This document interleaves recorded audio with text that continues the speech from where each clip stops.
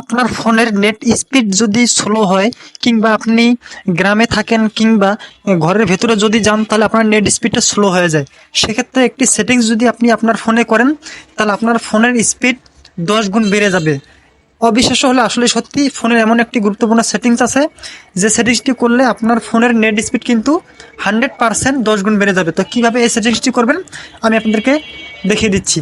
তার আগে আপনাদের কাছে রিকোয়েস্ট থাকবে, এরকম ইন্টারেস্টিং ভিডিওগুলো পেতে অবশ্যই আপনারা এই চ্যানেলটিকে সাবস্ক্রাইব করে রাখুন, এবং যারা ফেসবুক থেকে দেখতেছেন অবশ্যই পেজটিকে ফলো দিয়ে রাখুন। তো চলুন মূল কাজে চলে যাই।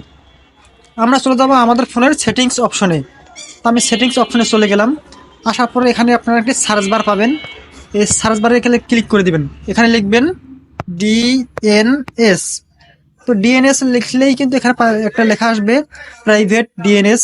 জাস্ট এখানে আপনারা ক্লিক করে দিবেন।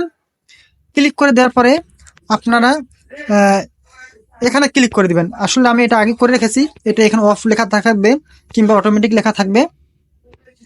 তো এরকম যদি অফ থাকে বা অটোমেটিকে থাকে, আপনারা just private DNS provider host name এখানে ক্লিক করে দিবেন।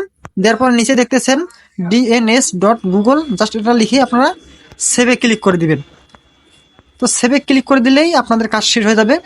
এরপর আপনারা যে কাজটি করবেন, আপনাদের ফোনটিকে রেস্টার্ট দিবেন, অর্থাৎ পাওয়ার বাটনটা চেপে ধরার পরে রেস্টার্ট দিবেন। অটোমেটিক বন্ধ হয়ে যাবে এবং চালু হবে। চালু হওয়ার পরে দেখবেন যে আপনার ইন্টারনেট গতি কিন্তু 10 গুণ বেড়ে গেছে।